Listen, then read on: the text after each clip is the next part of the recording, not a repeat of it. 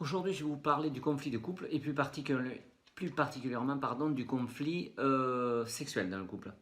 Je reçois des couples qui s'entendent bien dans leur vie, il n'y a pas de problème majeur, rien de spécial, et pourtant rien ne se passe au point de vue sexuel. Il n'y a aucun épanouissement dès qu'ils s'embrassent, ils se tiennent la main, mais après passer au-delà, c'est pas possible. C'est depuis des années, bien souvent, il y en a qui me voient que ça fait plusieurs années que tout est coincé. Donc, déjà, il n'y a pas une catégorie particulière. C'est tout le monde, c'est autant les hommes que les femmes.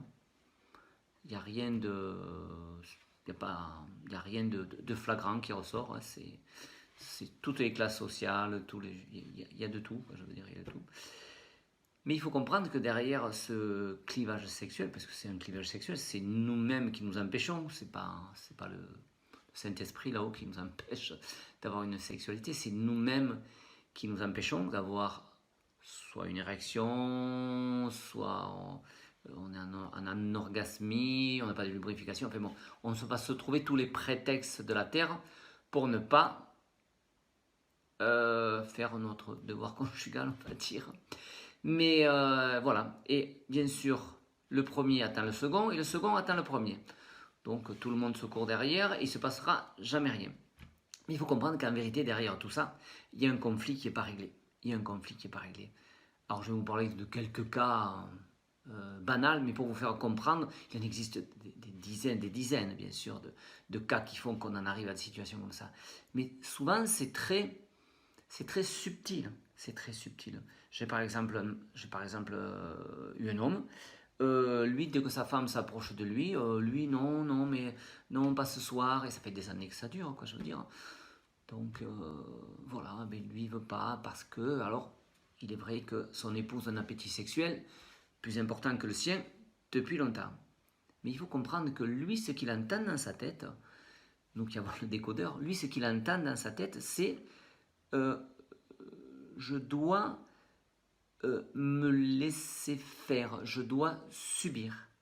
Et comme c'est un garçon qui, toute sa vie, a subi la castration de sa mère, pendant des années, jusqu'à, je crois qu'il s'est marié à 26 ans, jusqu'à 26 ans, il a subi la castration de sa mère, quand sa femme est en demande, puisque bon, c'est vrai, il a un appétit plus sexuel plus important que le sien, automatiquement, lui se sent, à l'intérieur de lui, obligé, comme s'il était castré.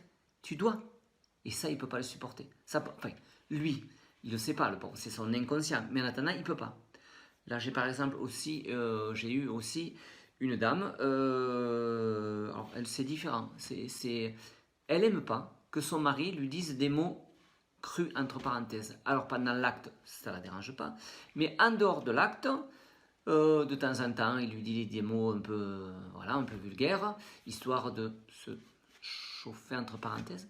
Mais ça, elle, vu de l'extérieur, on pourrait dire oui, bon, c'est pas. Mais elle, par rapport au mécanisme qu'elle a vécu avec son père quand elle était enfant, qui sans arrêt se moquait de sa mère, qu'elle avait des grosses fesses, des gros seins, qui, cette pauvre fille, quand son mari a des mots grivois, on va dire, elle, ça lui, inconsciemment, ça lui rappelle son enfance et ça remet tous les mécanismes en elle. Et là, c'est stop, on arrête tout.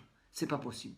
Alors, vous voyez, bon, ça, c'est deux cas, j'allais dire lambda, voilà, mais c'est pour vous faire comprendre que bien souvent, il faut vraiment pas grand-chose, à travers des mots, des ressentis, des. Oui, par exemple, j'ai une femme aussi, quand son mari va au lit, le soir, il va aux toilettes, il va faire pipi avant d'aller au lit, mais jamais il se lave les mains. Et ça, pour elle, c'est humiliant pour elle. Elle considère que son homme ne fait pas attention à elle. Alors que bon, vu de l'extérieur, on pourrait dire oui, c'est pas très bien, mais bon, après tout, c'est pas la mer à boire. Mais voilà, mais elle le prend d'une telle façon que c'est un dénigrement pour elle, mais un dénigrement de sa personne, pas à travers la sexualité. Et tout ce mécanisme fait que ça la bloque. Voilà. Vous voyez que des fois, il ne faut pas grand-chose pour arrêter une sexualité. C'est vraiment très fin à trouver. Des fois, il nous faut 2, 3, 4 séances avant de trouver quel est le blocage qui est là-bas derrière. Mais c'est toujours la même chose. C'est toujours un blocage. C'est toujours un blocage.